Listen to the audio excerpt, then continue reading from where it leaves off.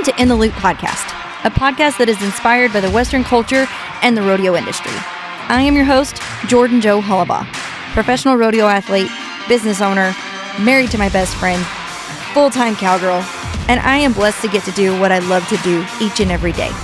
My goal is to promote this industry and specifically the sport of breakaway roping. On In the Loop podcast, we are bringing you behind-the-scenes stories of what real life looks like every day, from cowgirls, cowboys, industry producers, leaders, trailblazers, you name it, we talk about it. We are sharing stories of this Western culture and the lifestyle that they live daily. Join me as we share these stories of the amazing triumphs, trials, and victories, defining moments that we all have along this journey of the amazing way of life that we live. You are officially in the loop. Let's get to it.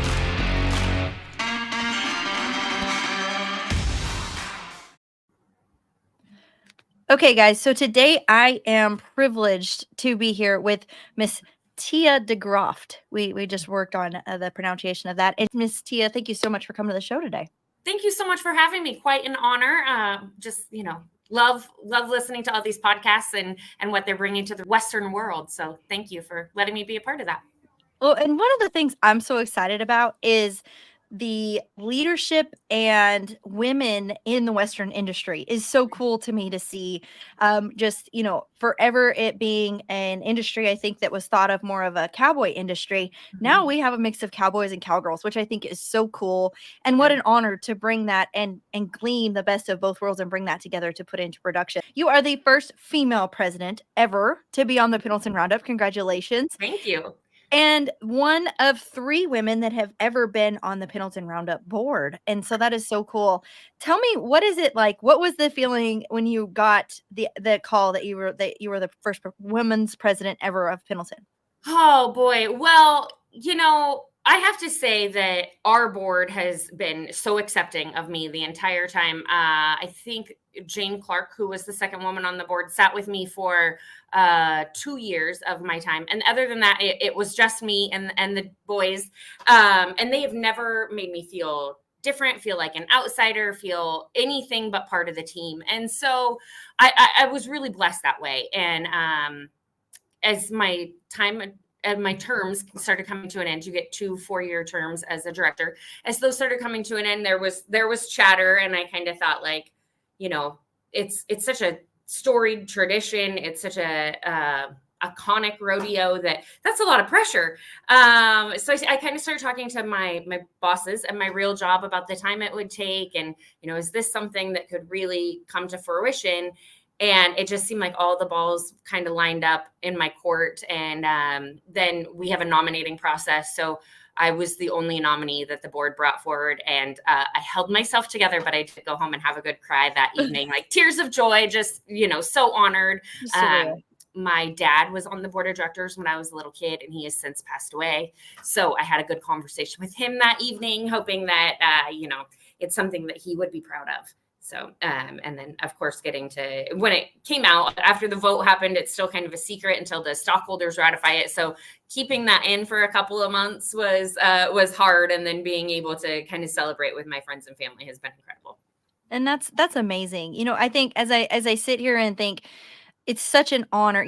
I respect and honor all of the men that have went forward and paved this way, and that you are getting to stand alongside of these gentlemen that have done. Tradition is so rich, and in every rodeo, Western way of life, all of it, it's tradition. And there have been so many men that have went and paved the way and done the things, and there's women that have been alongside of them. And so I think it's so cool. I don't think it's one in front of the other. It's more of like, hey, we're standing together and let's see what we can get done here. And what an opportunity. I know the tradition with Pendleton is just rich. Like, as I'm sitting here going through your bio, that my executive assistant that works full time for me has prepared. I'm so thankful. Her name is Tiah. She is amazing. And so she's prepared all this stuff for me. I'm like, man, this girl has been so involved in Pendleton from the time she was little bitty. And that is something that I have found so true. I know I'm friends with Sydney and Randy Brocker that are huge. He was the president at Pendleton 3 years ago. And it's just, tradition is so rich. So walk us through what it's been like and how you've been involved in Pendleton and how that ended up leading you to the role as the first female president. Boy, hey, kind of since birth. As I mentioned, my dad was on the board of directors. So there we have a night show, which is called Happy Canyon. It kind of depicts the Oregon Trail and the pioneers coming across and some fights between them and the Native Americans, and then a gold boomtown coming. So when I was 6, my dad went on the Happy Canyon board. I started volunteering in their show, but he always volunteered on the roundup side as well. So he would bring me to work parties and have me go around our track, which is a 1/4 mile long, big dirt track, but we're in a riverbed. So it's very rocky. So all the little kids would get a 5-gallon bucket and drag that around the track and pick rock. And that was how they would keep us busy. So I think that was probably my first official volunteer job. As I got a little bit older, we have pennant bears that travel with our queen and court that carry the flags and parades. So I started doing that. And then eventually in 1999, I was named to the court. I was a princess. So you have to be princess first. And so then in 2001, I became queen, which was 9/11 happened during Roundup. So very interesting year to be queen. And I've had so many volunteer jobs between those, just helping directors where I could, of course, helping my dad with some of his duties. And then I moved away. I went to college, and it seemed the only time that I would come back to Pendleton was Christmas and Roundup. I went back to the East Coast and ran a sports marketing company when I was back there. Loved it.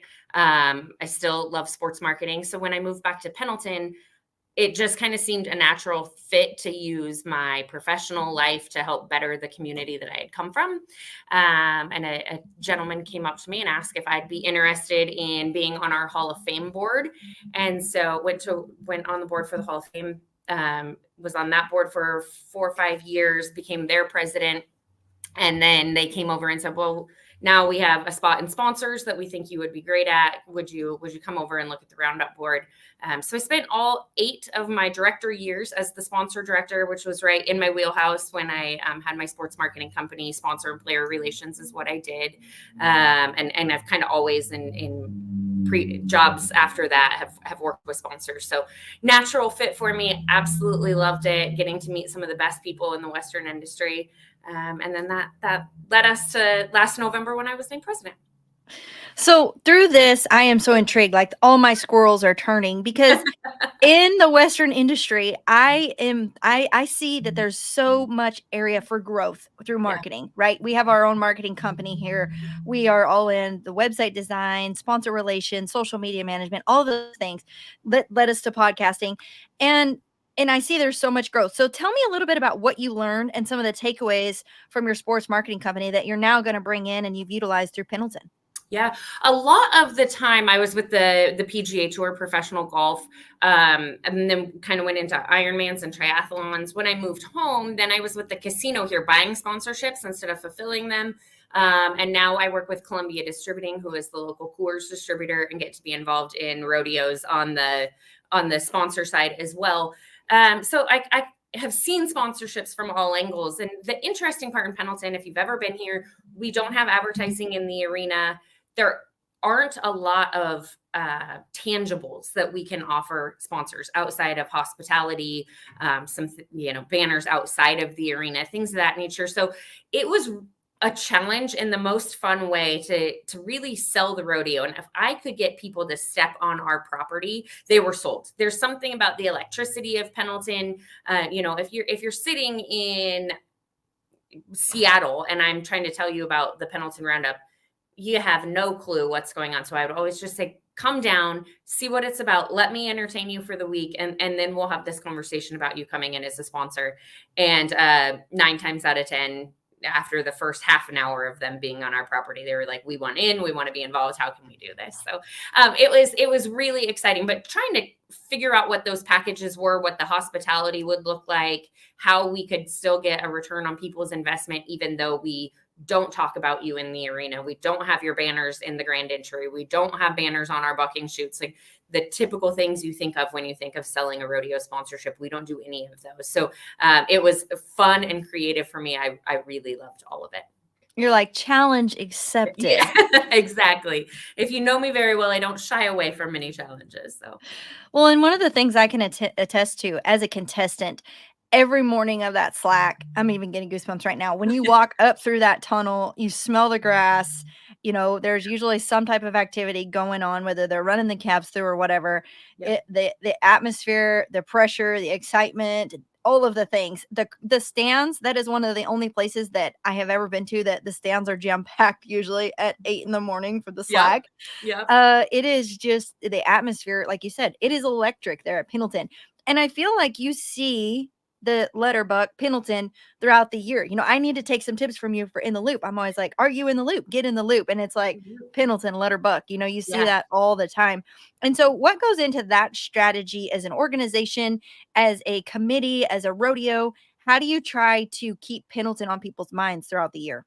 Well, we've been very fortunate that, as you mentioned, the men that came before me had a vision. And honestly, every decision we make, we try not to make it for like what's going to happen in September. We think about when none of us are in the boardroom anymore, how is this decision going to impact the next generation? And so they trademarked our bucking horse many, many years ago, which is one of the smartest things that we've ever done, because it's become so iconic, and everyone wants to put it on, any kind of clothing or merchandise that they can find. So we have a lot of people that come to us for a trademark request. Some of those get approved, some of them don't. We have a whole committee that looks at what you're going to do with the trademark and how you're going to use it. But pretty obviously the best decision that we made was partnering with Ron Dodge and Pendleton Whiskey. My dad was on the board when that happened, and it was a moment of, is this going to be good for Roundup? It wasn't an immediate yes. They really wanted to think through, are we butchering the brand? We're putting it on alcohol. Is that going to offend people? They were going to kind of lose control of where that horse goes. Ultimately decided that it was a good decision for the Pendleton Roundup. And as you see now, they've really helped us carry the brand through not only the PRCA and the PBR, but they're the official spirit of the Minnesota Vikings football team. They're getting us into markets that maybe hadn't heard of us before, especially down in Texas. I know at Fort Worth, they're all over the stockyards, which has been really, really wonderful for us. It's, something that many other rodeos have tried to recreate. We would love to recreate with another brand. It just caught fire at the exact right time.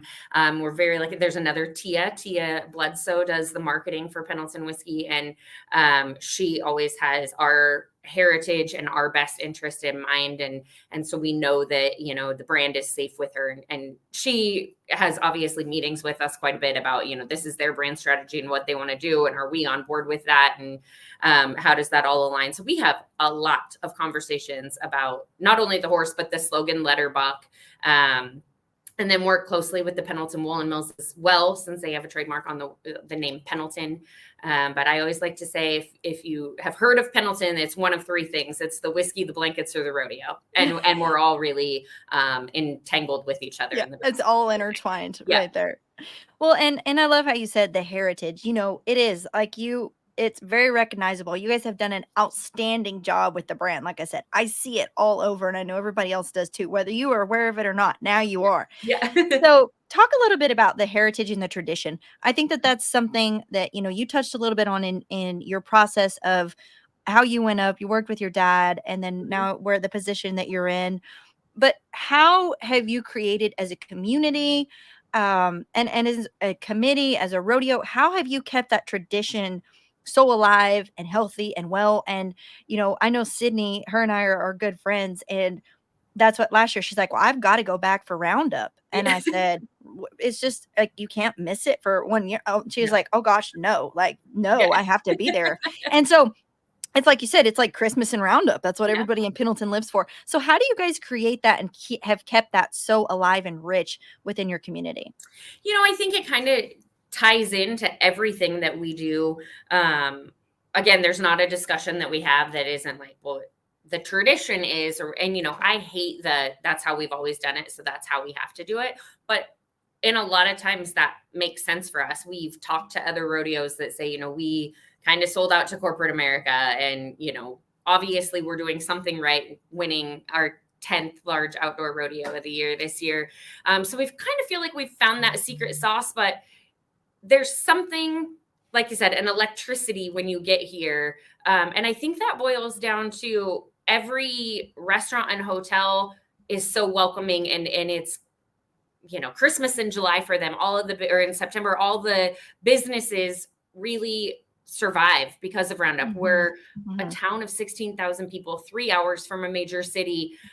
So any tourism that we get is really what we all live off of. And obviously it's the biggest event that comes to town. So, all of the store owners, everyone has to buy in. The schools shut down so that kids can participate, and the playgrounds become campgrounds.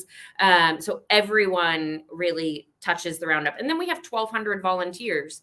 They come from all over, but the majority of them are here. And once they kind of get bitten by that bug, they're our best supporters and fighters. We get people all the time like, did you see that somebody's using our trademark? I don't think they have approval. And it comes from, community members. And so we're just very lucky that between our volunteers and our community, and then what our past directors did in our bylaws and in our policies and procedures to protect, we're going to have the wooden bucking chutes and that long run for the timed events and the grass in the arena, no advertising in the arena. Like, those are hard and fast non-negotiables for us.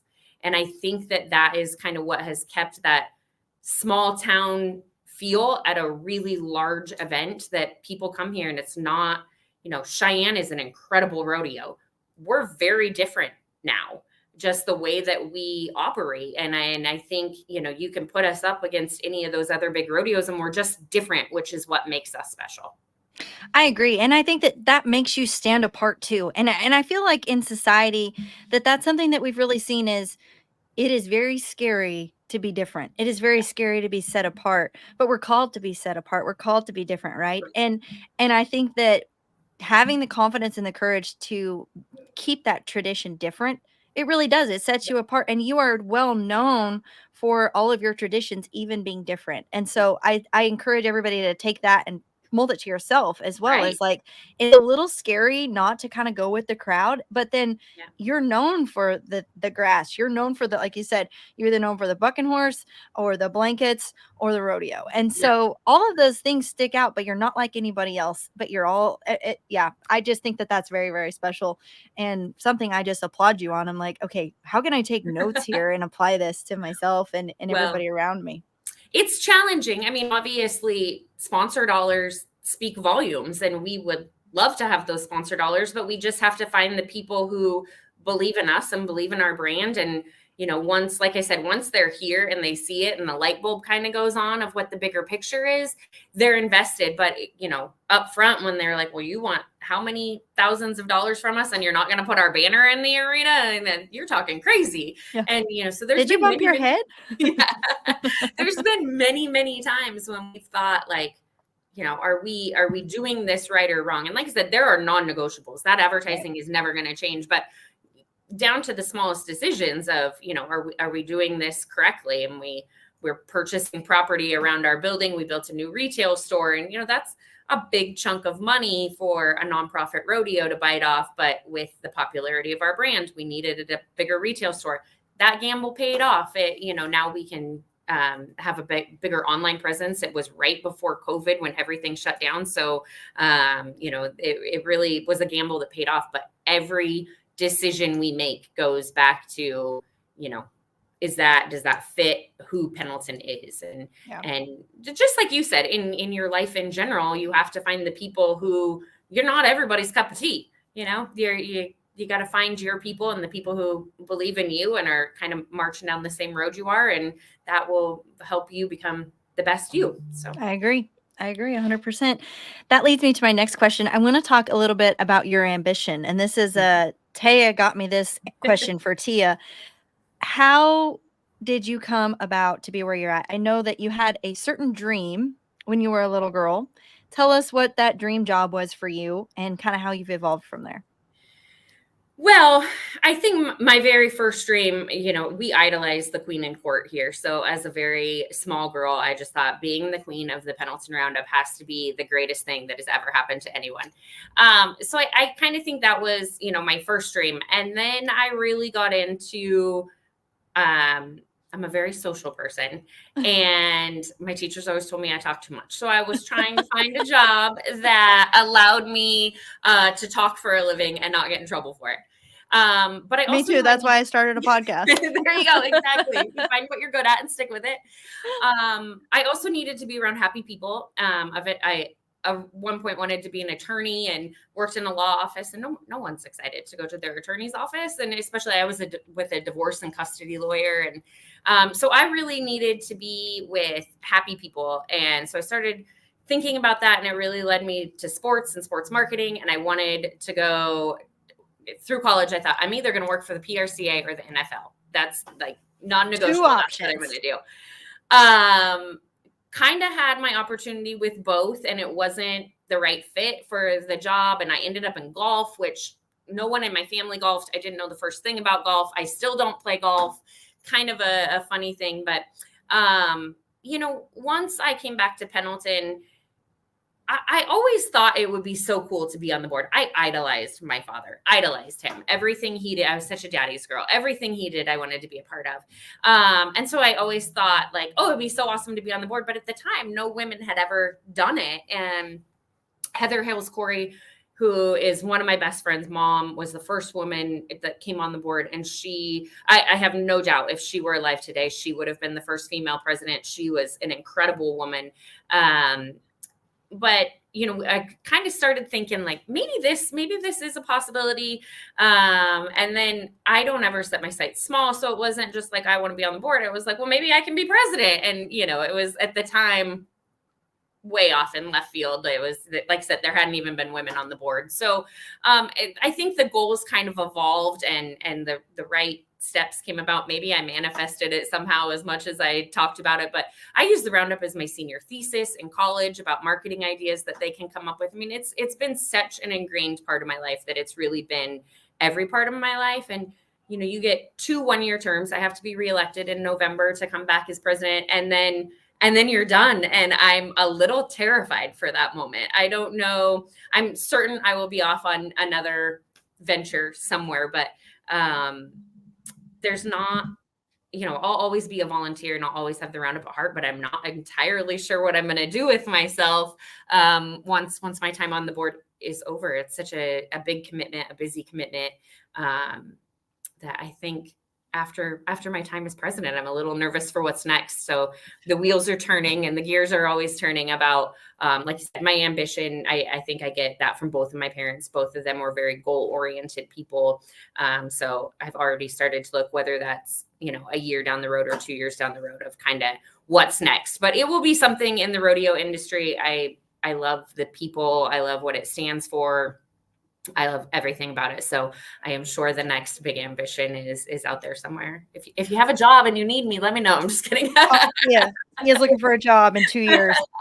Well, don't say that too loud because I'm always looking. So, but so I want to dive into this a little bit deeper. A few things that you said that I really loved. Sure. First of all, you planted the seed and you manifested your dream. And I want to ask you, woman to woman, you are obviously a leader within the industry. You've navigated waters that it's very scary to be the first. It's very scary to be the third, even on the board, but obviously the first. And especially in an industry that I feel like in the past has been more of a male-dominated industry. Sure. So exciting that you get to stand alongside of these men that have accomplished so much. If you were going to shed some light on women that are listening, that maybe like some of the tactics, some of the things you use to become a part of it, how are you dealing with this as a woman, as a leader? What are some of the things you can share with the rest of us as we rise up in this industry and we want to start to be a part of more of these places and positions? Yeah. Put yourself out there and become uncomfortable. Pendleton has been a leader in a lot of things. We were the first to name a female president, our first major rodeo to have a female president. Reno also named one this year, which is incredible. So I think, the momentum's there. When I got to Las Vegas last year for the national finals, I was really embraced by the media and by other rodeo committees. So I'm thrilled if I can fly that flag and be that person to kind of open doors and make people see that we are capable. Like I said, my board has never made me feel anything but. So it's a little hard for me to say that I did X, Y, and Z because my board has never made me feel like I needed to do anything other than Mhm. what they were doing, what I was doing. But I think the biggest thing is to believe in yourself. I mean, honestly, I look at things all the time in my life about what I want to do and where I want to go and what I want to be next. And I never let myself think I'm not enough, I'm not good enough, I'm not a man, so I can't do that. I mean, certainly I'm probably not going to play in the NFL. You know, I'm not a man. I'm not a tough person. I'm kind of a weenie. So, you know, those things aren't going to happen. But if it comes to a leadership role or a position you want, put yourself out there and go for it. And, but, you know, I've also really lined myself up for things. If, you know, my goal was to be Roundup Queen, I started volunteering for the Roundup. I wanted people to know who I was. I wanted to know them. I wanted to know the ins and outs of the Roundup. And then the goal grew from there to be on the board. So, you know, if you want to break into the Western industry, start putting yourself out there. Every rodeo needs a volunteer. You know, it's kind of like the old adage, you don't just like pick up a rope and become Jackie Crawford. You know, you have to put that rope in your hand a lot of times, and that means Mhm. you're going to have to find mentors that can teach you how to rope, and that means in your free time you're going to have a rope in your hand, and you're going to have to know how to ride, and all the things that go into anything. It takes a lot of practice, and you know, you can't always practice in the business world, but you know, I've volunteered for a lot of different charities, and a lot, you know, I've worked in a lot of different sports and put myself in positions with my job that if they needed overtime or an extra person to go do something, you know, I can always learn from. I was in sponsorship sales, but I could learn from the operations team and I could learn how to do something better. So during a rainstorm, I was out there in my skirt and heels with a shovel diverting water, doing what the ops team was doing to try to be helpful and but also to learn what goes into this. I mean, Mhm. you can't think that you're going to move to Pendleton and be on the rodeo board and you've never volunteered, you've never watched it, you've never been a part of it, you know. So you kind of have to do the work to align yourself with the goals, but I would say never shy away from it. There's no dumb questions. Find yourself a mentor. I meet with a lot of young ladies, most of them with ambitions to be on the court, but a lot of times they get off the court and they say, okay, now I need a job, and you've been successful in your career. How can I get there? You know, I absolutely love my favorite part of my life is when a young lady calls me and says, like, do you have time for a cup of coffee? I don't even say, what is this about? I just, yes, let's go have Yes. a cup of coffee. And like, Mhm. it might be, I mean, I am single, so probably not relationship advice that you want from me, but I'll help you. I mean, I have been through a lot of things that I can tell you what you don't want. So I don't know that, you can ever have too much like of an inquisitive nature. Like, put yourself out there and go dive in and find out what it's really about, and find some women or men for that matter. I mean, I sat down with a lot of gentlemen to ask, you Mhm. know, what should I be doing? How can I do this better? I'm big on constructive criticism, so you know, I'm giving this my best, but is there something more you need from me?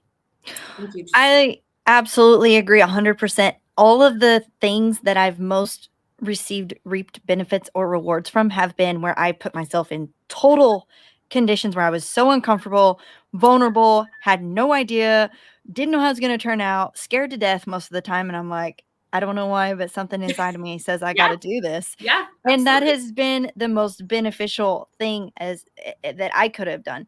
Yeah. Mentors, huge, and I love how you said, yes, women, most certainly, but also men. You know, Yeah. one of the things my husband has really taught me, and I love him for it, they're not like us. They don't say anything that they don't mean. You know, they're not gonna they're not gonna give you a compliment. If they don't think your hair looks good, they're Right, not gonna tell you. right. They'll But avoid it. when they do give you a compliment or they do give you advice or they do say something, it is truly what Yep. they mean.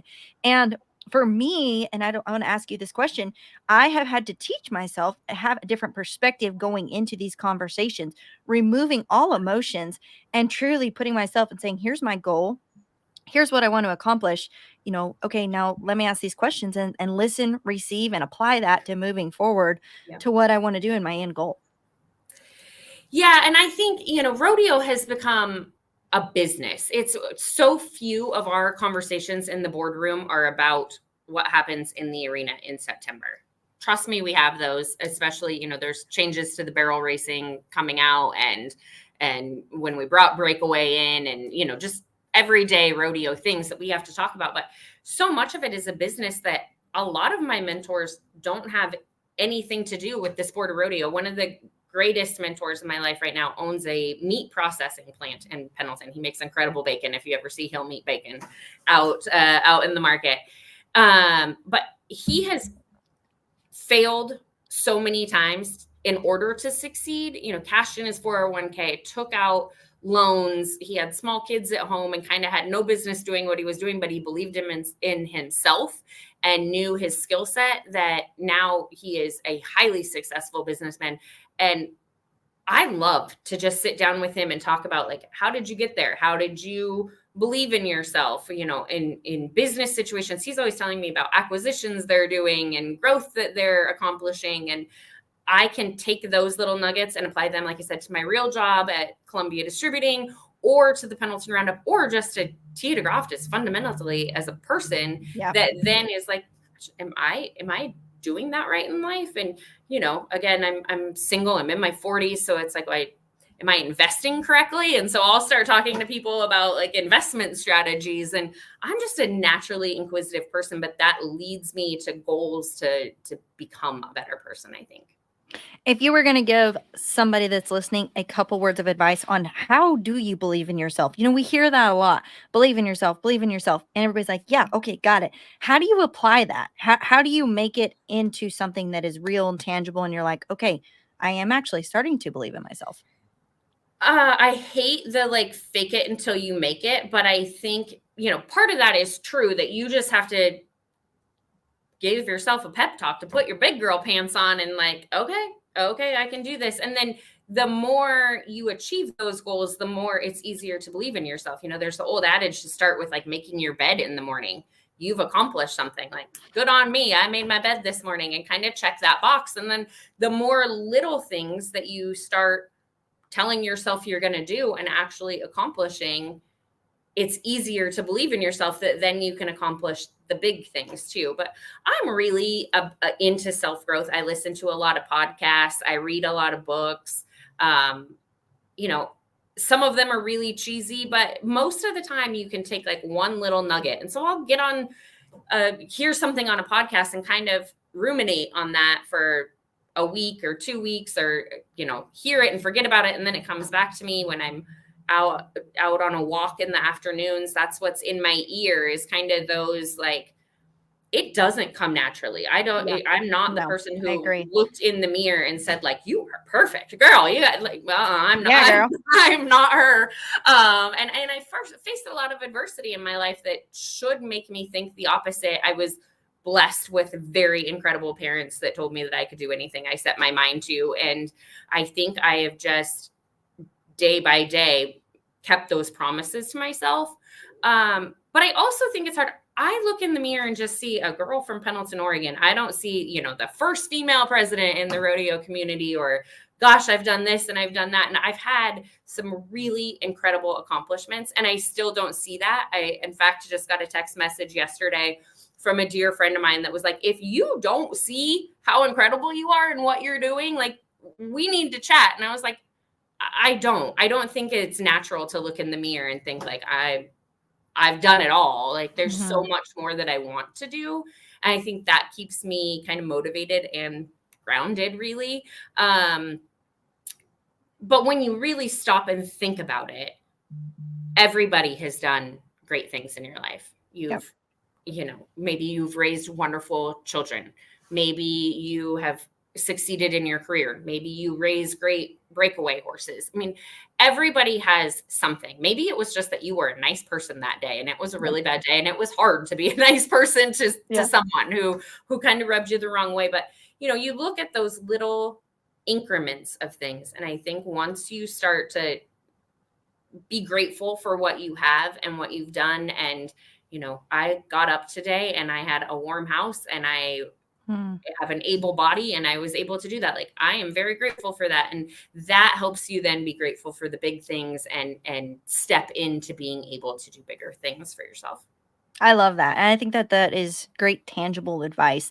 I love hearing you as I'm listening, I'm hearing you say, you know, there was so many pieces to the puzzle to get you where you are, and you did not do this alone, and I just am so receiving of your humble heart, and I think that that is why you are where you are today, because you have humility, you have a grateful heart, and you're including everybody around you, and I think the more that I learn and the more I'm in this industry, at the end of the day, for me, it's more about how you approach people and what maybe you were just somebody that they needed to listen that day, or maybe, Yeah. you needed to smile at them or whatever. It's more important how you make people feel than when you leave there, than really all the things that you accomplish. And I think that that's something that I always leave there being like, man, I was here today for maybe for that reason, not for this reason. So I Yeah. think that's pretty cool. I also think too, don't harp on your failures. I don't believe in failures. Like, you learn something from every time you fail. And some of 100%. them cut a lot deeper and you fall a lot farther and they hurt pretty bad. But, I applied for the board before I was named to the board. I tried out for Queen in 2000 and I didn't get it. I got it in 2001. Um, Again, I've had relationships that don't work out, but you learn how to be a better person and what you can change and what you can do better, and it just sets you up for success in the next one. So that would be my other thing, is don't be afraid to fail, because find me a millionaire out there or a successful business out there or That really hasn't. just a person out there who hasn't failed, and I will show you a liar. Like, Yeah. every single one of us fails incredibly. Well, and I think too that it's just knowing how do you make that stuff work for you? That's the perspective I've tried to take. Like, instead of running from my failures, which I have millions of them, creating that fear, that anxiety, that shame, blame, that whole game that comes with that. It's like, okay, here it is. Oh gosh, let's bring it out. And how can I use this to work for me? Like, how can I Right. get better from this? And that has really helped and changed my perspective on a lot of things. And I think that's exactly what you're talking about. And Yeah, so, it's just a redirection. You yeah, just need to take a different look, and God isn't rejecting you, reframe it. he's redirecting Amen. Amen for you. sure on that. So what does it look like? What are some of your expectations, the hype that you're looking for this year within Pendleton and your role as president? I'm just so excited to take it all in. I'm naturally a people person. I actually feel like I should be doing more and be busier as sponsor director. I was really busy this time of year getting all the sponsors signed up, and so I feel like, what should I be doing? But I'm really excited for the ability to take it all in and to visit with people. I love seeing Roundup through fresh eyes, and a lot of what the president gets to do Roundup week is entertain people. So we have dignitaries that come in or VIPs that come in, and I get to show them around and kind of see Roundup through their eyes for the first time. I'm very excited about that, and I'm so Cool. passionate about it that we're taking some trips this year. We're going to go up to the Calgary Stampede. I'm headed down to Fort Worth here shortly. We're getting to do a lot of things this year that I'm just so excited to spread the word about Pendleton and kind of share my love for it, and really the rodeo industry in general. Like I mentioned, the media has been incredible with this title, and the rodeo community has really embraced it. And so I'm very excited to put the Western industry and rodeo on this new platform and be able to kind of fly the flag and fly the flag for women. I think when they introduce the president, it's during our grand entry, and I get to do a lap. So it'll be incredible to be back out on the track. But I think that energy, I'm really excited to feel, because I know how many people are so supportive, and the women out there, I think it's going to be pretty electric. So I'm I'm getting excited for goosebumps even thinking that. about it. I can't wait. I Me can't too. wait. Are you coming this year? I am coming this Good. year. I've been there every year. I haven't had the year I've wanted to at Pendleton yet, but Yes. it's getting closer every time. Yes. So Yes. This is so yeah. Yeah, it. this is it. I will be there. So following up, I have one question that I ask everybody that comes on my Mhm. show that's new. So you're a newbie. So I Great. hope to have you back. Oh, I It's would so love that. that you can't get this question twice. I'll give you something else. But I do have a question. So if you had to go back and give younger Tiah Ooh. a piece of advice, Mm-hmm. what is that piece of advice and why? Everything works out the way it's supposed to. I was really bullied in elementary school and then again in high school. I've had, some great failures and some great successes, but I'm a real sensitive person and I take everything to heart, and I hate knowing anyone's upset with me, and I, hate losing friendships or relationships or business deals or any of those kind of things that are like an interpersonal connection.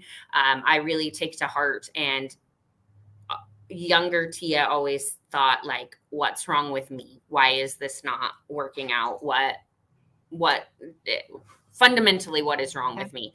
And I think 44-year-old Tiah sitting in this chair can look back on all of those instances where I was laying on the floor hysterically crying or whatever it may be. Yeah. All of those instances, I can look back now and think I'm a better person for it. I learned from it. I grew from it. The people who are meant to stay in your life stay in your life. Life works out exactly how it is meant to be. And so, kind of maybe stay in the present instead of getting so far out ahead of, I would play a lot of games with myself about like, oh, this is never going to work out. Like 5 years down the road, this is what's going to happen. Well, you don't know. You don't know what's going to happen tomorrow, let alone 5 years down the road. So it all works out the way it's supposed to. I love that. And I just want to say thank you for being, authentic about that and vulnerable about that. I think that, I as well, I was bullied in middle school and high school. I always felt like, why don't people like me? Why don't I have any friends? Like, what is the deal? What is going on? And, I think that we don't talk enough about that as women, and I think it's so neat to see the story behind these amazing women that have gotten there, and not to use it as a crutch by any means. Like, I am not using it as a crutch. I grew from it and I'm thankful for it, just like you are. But it's true, and not every woman in a place of leadership or any of those things, it's not been an easy road, but you used it for you and for your better. So I love that story, and I appreciate you for telling us that. Yeah, absolutely. And honestly, it's one of my great joys in life to be able to share that with people and hope that, it resonates with somebody and it helps make their journey a little bit easier. And so thank you for giving me a chance to do that. I'm very excited. Well, thank you so much for joining us on In the Loop today. I can't wait to run down the grass in the hill. I mean, it makes me so nervous, but oh my gosh, I'll be there again. And so, thank you so much for coming on this podcast. Can't wait for Pendleton Roundup 2024, first ever female president. Congratulations again, and we will see you down the road. I look forward to it. Let her buck. Let her buck.